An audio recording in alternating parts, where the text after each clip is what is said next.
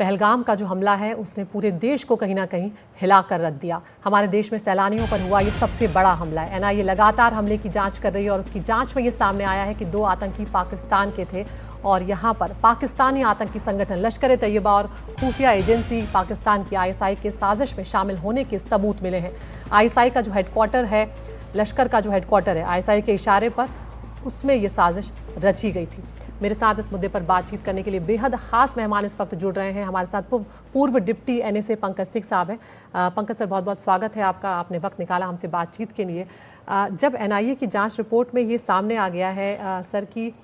लश्कर का हाथ है, आईएसआई का हाथ है, तो आगे की रणनीति जो होती है उसमें किस तरह से प्लान आउट किया जा सकता है, क्योंकि प्रधानमंत्री ने एक तरह से फ्री हैंड अब दे दिया है फोर्सेस को।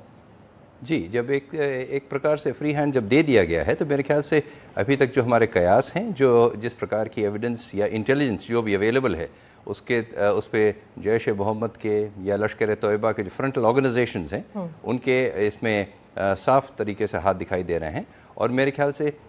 आगे एनआईए की रणनीति यही होगी, जब कोई न कोई टेररिस्ट जो पकड़ा जाएगा, 4 टेररिस्ट जो भागे हैं और 4 बार उनको साइट किया गया है, देखा गया है, उनके साथ ब्रीफ इनकाउंटर भी हुआ है, मगर जिस तरह का बड़ा घना जंगल है और जिस प्रकार की पहाड़ियां हैं, मेरे ख्याल अभी वो हाथ नहीं आए। किंतु शायद समय की ही बात है और कुछ समय रहते ही जब ये हाथ आ जाएंगे तो मेरे ख्याल से इनसे और जितने भी तार जो जुड़े हुए हैं पाकिस्तान के या उसके अन्य बड़े बड़े आकाओं के जो वहाँ बैठे हैं, जो जिन्होंने इस प्रकार की दर्दनाक चीज़ को अंजाम दिया है, मेरे ख्याल से उस तक तार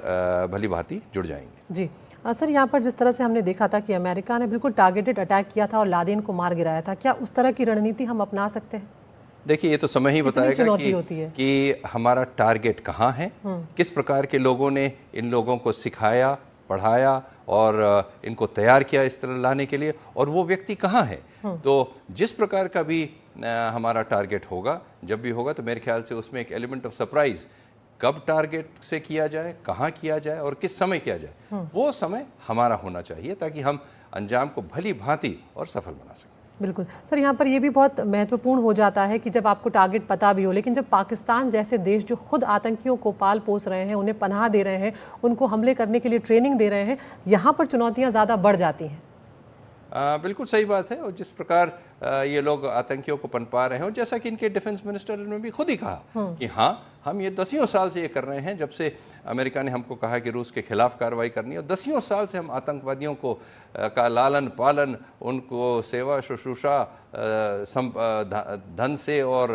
आतंक से संपन्न कर रहे हैं और हथियार दे रहे हैं, ये उन्होंने खुद कबूला है। बिल्कुल। तो मेरे ख्याल से पाकिस्तान से किसी भी प्रकार की अपेक्षा करना तो संभव नहीं होगा, किंतु ये याद रहे कि किसी भी सिस्टम में कहीं भी कोई न कोई वीकनेस, कहीं न कहीं कोई चिंक ज़रूर होता है जिसको एक्सप्लॉइट किया जा सकता है। और मेरे ख्याल से अपनी इंटेलिजेंस एजेंसी भली भांति जानती हैं कहाँ किस प्रकार से किस चीज़ को एक्सप्लॉइट किया जाए ताकि हमारा टारगेट सिद्ध हो और हम सफल हो।